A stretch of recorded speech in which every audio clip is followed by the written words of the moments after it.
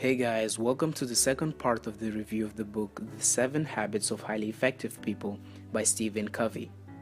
In the first part of the review, I talked about the private victories, the first 3 habits from the book related to self-mastery.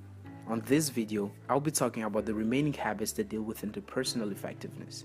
They are the public victories. As Stephen Covey said, private victories precede public victories. So if you missed the first part of the review, you can still watch it by clicking the first link in the description. Now let's see the habits. The fourth habit of highly effective people says, think win-win.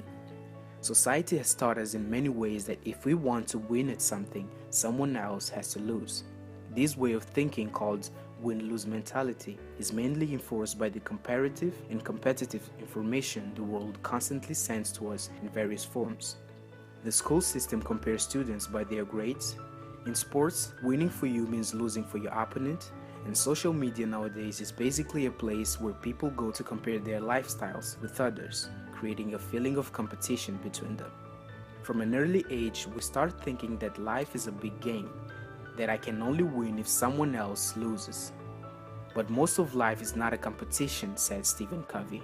Most results you want depend on cooperation with others. Although there are situations, in sports for example, where for you to win, someone else has to lose, most areas of social life, like family and work, require a win-win approach. You still want to win, but the other person doesn't necessarily have to lose. Sometimes you can even let the other person win in a situation just because you care much about your relationship. Think win-win is an approach where the two parts work to find a solution that can benefit them both. Habit number 5 says, seek to understand, then to be understood. This is very similar to something I said on the video how to have more interesting conversations. People like to express their feelings and feel understood by the person they are talking to. To be able to understand someone, you have to become a good listener and suppress the urge to rush in and talk about your own ideas and points of view. In school we learn how to write and how to read, but nothing about listening. Stephen Covey teaches in his book something called 4th stage empathic listening skills.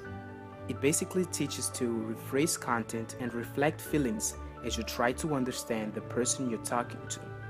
It is putting what someone tells you in different words and include adjectives that might reflect their feelings.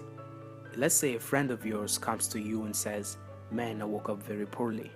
An answer like, "Yeah, you look very down today," states in different words what your friend just said and reflects your friend's mood at that moment. Our 6th habit says, Synergize. This habit is based on the principle that a team can produce a lot more than one person, and even produce things that a person cannot produce alone. As Stephen Covey said, synergy means that the whole is greater than the sum of its parts. It means that 1 + 1 might equal 3 or even more. A sense of team and respect for people is a common characteristic among people who manage to attain notable achievements. Synergy in communication is what makes members of a company work creatively. Synergy in a relationship makes the people involved look for a third common perspective in a situation where they have different interests. The final habit of highly effective people says, sharpen the saw. When I started making these videos, I had a very slow computer with which I struggled to draw even 1 video per day. With time, that problem would cost me a lot more time or money than if I had taken some minutes to fix the problem or money to buy a new one. The 7th habit is about taking some time to work on yourself. It is about investing in yourself. It is renewing your nature, physically, exercising and developing healthy eating habits, spiritually, learning more from what you believe, mentally, exercising your mind, reading for example, and socially, in your daily interactions with other people. Sharpening the saw, as Stephen Covey put, is preserving and enhancing the greatest asset you have, you. I hope you enjoyed this review. To be able to see my upcoming videos, please leave a like and subscribe to the channel. Thank you for watching.